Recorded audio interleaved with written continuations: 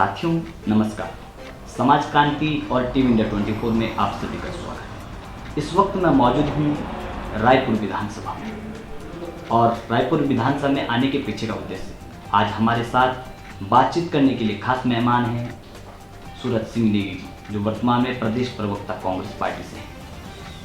लेकिन यहाँ की जो विधानसभा है, टिकट दावेदारी को लेकर के काफ़ी दिलचस्प यहाँ की कहानी है, क्योंकि बहुत सारे दावेदार कांग्रेस पार्टी से टिकट लेने की दावेदारी कर रहे हैं। लेकिन इसी दावेदारी के बीच हमारे साथ सूरत नेगी जी हैं, जिन्होंने भी दावेदारी की है कि 2022 में कांग्रेस पार्टी इन्हें टिकट देगी और टिकट दे करके ये कांग्रेस पार्टी को विधानसभा तक ले जाने का कार्य करेंगे। और इनके नाम पर बड़ी उपलब्धियां इस परिक्षेत्र में, इस रायपुर विधानसभा क्षेत्र में इन्होंने बड़ी बड़ी उपलब्धियां यहाँ पर हासिल की है। आपको पहले उन उपलब्धियों के बारे में आपको बताते हैं। लगभग जो सूरत नेगी जी हैं 35 वर्ष से राजनीतिक क्षेत्र में अग्रसर हैं, कांग्रेस पार्टी के लिए समर्पित हैं। आप स्वयं अनुमान लगा सकते हैं कितना बड़ा राजनीतिक अनुभव इनके पास है। आपको बता दें इन्होंने पत्रकारिता क्षेत्र में भी अपनी एक पहचान बनाई है और 1985 में युवक मंगल दल से इन्होंने समाज की सेवा की जो है शुरुआत की है। 1988 में ग्राम पंचायत सदस्य बने, फिर उप प्रधान बने, 2008 में प्रधान बने। इसके बाद इन्होंने पीछे मुड़कर नहीं देखा। इसके साथ ही ग्राम प्रधान संगठन के अध्यक्ष बने 2010 में और उत्तराखंड विधानसभा के समक्ष पंचायत की समस्याओं को लेकर के लगभग 24 दिन तक इन्होंने धरना दिया।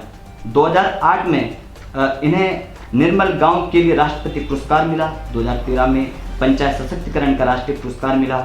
इनकी जो धर्मपत्नी है शकुंतला नेगी 2003 में प्रधान बनी, 2014 में जिला पंचायत सदस्य के रूप में चुनाव जीते। इसके साथ साथ वर्तमान में कांग्रेस के प्रदेश प्रवक्ता भी है। तो आप सोच सकते हैं कि इनकी जो पकड़ है जीरो लेवल से, ग्राम स्तर से, जिसे कहते हैं ना, विधानसभा तक पहुंचने के लिए आपकी पकड़ ग्राम स्तर से, पंचायत से होनी बहुत आवश्यक है। और बड़ा अजूबा मैं बताऊं, आज तक इन्होंने जो भी चुनाव लड़ा वो चुनाव कभी हारे नहीं। तो ये अपने आप में एक दिलचस्प कहानी है। तो हमारे साथ इसी बातचीत को प्रारंभ करने के लिए सूरत नेगी जी मौजूद हैं। तो सबसे पहले तो स्वागत है नेगी जी आपका समाज क्रांति और टीम इंडिया 24 पर। जी धन्यवाद। बड़ा सवाल, आपने आज तक जो भी चुनाव लड़ा वो चुनाव कभी हारे नहीं, हमेशा से आपका जो जीत का प्रतिशत है वो बढ़ता गया। इस बार अगर कांग्रेस आपके ऊपर विश्वास करती है और विश्वास करके आपको टिकट देती है, तो क्या आप विधानसभा क्षेत्र में भी, रायपुर जो विधानसभा क्षेत्र है यहाँ पर भी कांग्रेस को मजबूत कर पाएंगे या नहीं? देखिए, ये बात सही है कि जनता का आशीर्वाद मेरे साथ रहा और मैंने युवक मंगल दल के सदस्य के रूप में समाज सेवा की शुरुआत की और पंचायतों के जब चुनाव लड़े तो 30 सालों में हमारे क्षेत्र की जनता ने आशीर्वाद दिया। परमात्मा की कृपा रही कि कोई भी चुनाव हम हारे नहीं, लगातार जो है जीत का परचम हर बार लहराते रहे।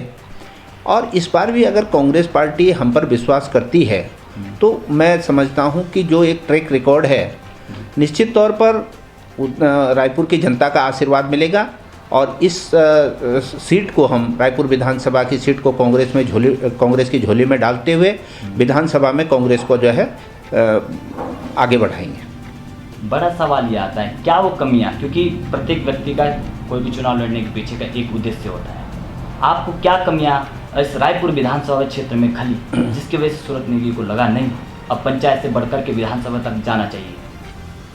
देखिए, 30 सालों में जो हमने पंचायतों में काम किया जी, जनता के जो सुख दुख हैं, जो जनता के दर्द हैं, जो विकास की पीड़ा है लोगों की, उसके लिए हम सोचते हैं कि आगे के मंच पर होना आदमी का ज़रूरी है। और जो विधानसभा है, विधानसभा ये नहीं कि आप केवल विधायक बन गए, आपने जो है नाली बना दी, खड़ंजा बना दिया।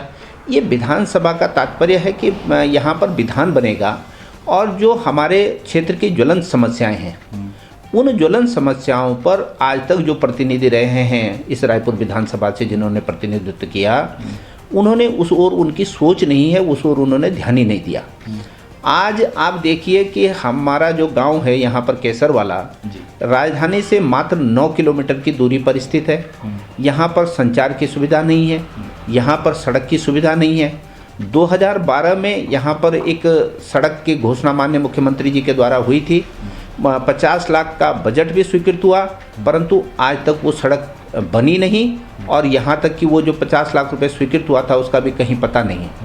आप अगर ये देखें कि मोबाइल की कनेक्टिविटी यहाँ पर नहीं है, लोगों को जो है इंटरनेट की सुविधा नहीं है। और जब हम डिजिटल इंडिया की बात करते हैं तो ये बड़ा सोचनीय विषय हो जाता है। और आप ये देखिए कि यहाँ से समीपवर्ती हमारा गांव है खैरी मान सिंह, वहाँ पर मोबाइल कनेक्टिविटी नहीं है, इंटरनेट की सुविधा नहीं है, पब्लिक ट्रांसपोर्ट की सुविधा नहीं है। आप आगे की तरफ को जाते हैं, हिलांस वाली एक गांव है हमारा, रायपुर विधानसभा का लास्ट गांव है, वहाँ पर मोबाइल कनेक्टिविटी बिल्कुल जीरो है। और वहाँ के लोगों को अगर किसी रिश्तेदार से बात करनी होती है तो वो पहाड़ी पर चढ़ करके उनको जो है किसी से बात करनी होती है। ऑनलाइन क्लासें चल रही हैं तमाम, अभी फिर कोरोना का केस बढ़ गए हैं और उसमें फिर लोग जो है ऑनलाइन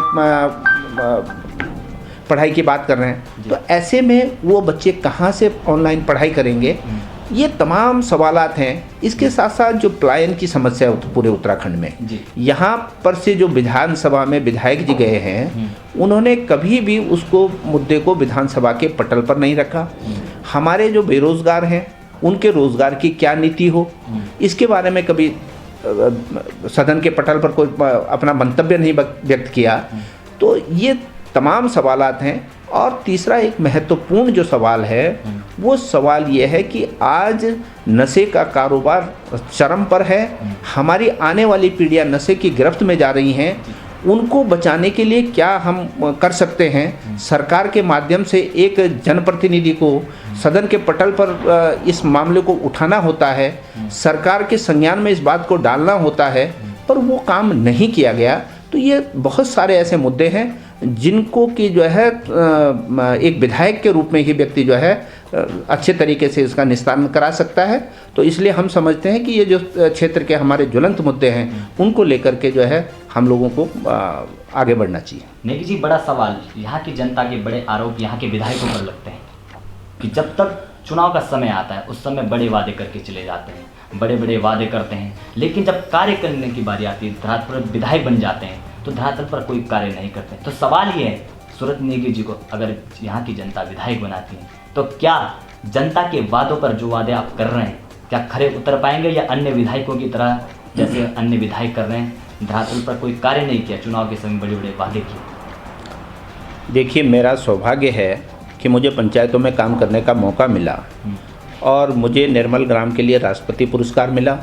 पंचायतों के सशक्तिकरण के लिए जो हमने काम किया उसके लिए हमको राष्ट्रीय पुरस्कार मिला। तो ये हमारे काम को दर्शाता है कि हम केवल और केवल पूरी घोषणाएं नहीं करते बल्कि धरातल पर काम करते हैं और एक अनुकरणीय जो है उदाहरण जो है लोगों के सामने प्रस्तुत करते हैं। तो निश्चित तौर पर अगर रायपुर पार्टी ने मुझे टिकट दिया और पार्टी ने भरोसा व्यक्त किया और रायपुर की जनता का आशीर्वाद मिला तो निश्चित तौर पर हम रायपुर की विधानसभा को पूरी घोषणाएं नहीं करेंगे बल्कि पूरे जी जान से जुट करके ऐसा एक उदाहरण प्रस्तुत करेंगे कि रायपुर विधानसभा को आदर्श विधानसभा के रूप में विकसित करने का हम लोग काम करेंगे। देखिए, मुझे अपने क्षेत्र की जनता का 30 वर्ष से निरंतर आशीर्वाद मिलता रहा है। यदि मैं क्षेत्र के लोगों की भावनाओं के अनुरूप काम न करता तो जनता मुझे लगातार पदोन्नति न देती और लगातार मेरे को जो है 30 साल तक जिताती। तो 30 साल तक अगर जनता का आशीर्वाद लगातार मिला है निर्बाध रूप से तो उसमें हमारी जो है जो वादे हैं कि जो हमने जनता से वादे किए, जनता का काम किया, तो उसी का परिणाम रहा है ये। नेगी जी, बड़ा सवाल आता है, क्षेत्र की जनता जिस तरह से आप हमेशा से जीतते हुए आए, इस बार भी अगर आपको टिकट यहाँ की आपकी पार्टी देती है और आप जीत करके विधानसभा तक पहुँचते हैं तो रोजगार के क्या अवसर सूरत नेगी जी यहाँ के युवाओं को उपलब्ध कराएंगे? क्योंकि ये शहर से मात्र 9 किलोमीटर की दूरी पर बसा हुआ एक क्षेत्र है, लेकिन इस क्षेत्र से बड़ी मात्रा में पलायन हो रहा है। ये बड़ा सवाल है। तो क्या वो मॉडल नेगी सूरज नेगी जी के पास है कि जिससे यहाँ से पलायन कम होगा और युवाओं को रोजगार मिलेगा? देखिए, हमारी जो ये रायपुर विधानसभा क्षेत्र है, इसके आसपास हमारे जो है काफ़ी पर्यटक क्षेत्र हैं जिनको विकसित किए जाने की आवश्यकता है। और अगर ये क्षेत्र पर्यटक के रूप में विकसित होते हैं तो निश्चित तौर पर यहाँ पर बेरोज़गारों को स्वरोज़गार मिलेगा। और यहाँ की जो हमारी ऑर्डिनेंस फैक्ट्रियाँ हैं उनका जो प्राइवेटाइजेशन किया जा रहा है, निगमीकरण किया जा रहा है, ये दुर्भाग्यपूर्ण है। हमारा प्रयास होगा कि इन फैक्ट्रियों को हम बचाएं और यहाँ के लोगों को जो रोज़गार मिलता आ रहा है उनसे इनको रोज़गार मिले। और साथ ही हमारे आसपास के क्षेत्रों में कच्चा माल बहुतायत में होता है यहाँ पर, और अगर इनकी प्रोसेसिंग की व्यवस्था यहाँ पर की जाए, जैसे अदरक है और भी तमाम चीज़ें हैं, मशरूम है, इनके प्रोसेसेस की व्यवस्था यहाँ पर की जाए तो निश्चित तौर पर यहाँ के लोगों को स्वरोज़गार मिलेगा और पर्यटन के क्षेत्र में लोगों को रोज़गार उपलब्ध होगा। जिन फैक्ट्रियों को बचा करके यहाँ के लोगों को सरकारी नौकरी मिल पाएंगी, तो ये हम लोगों का विजन रहेगा। तो देखते रहिए आप समाज क्रांति न्यूज़ और टीवी इंडिया 24। कैमरामैन अनिल के साथ अरविंद रावत। जय हिंद, जय भारत।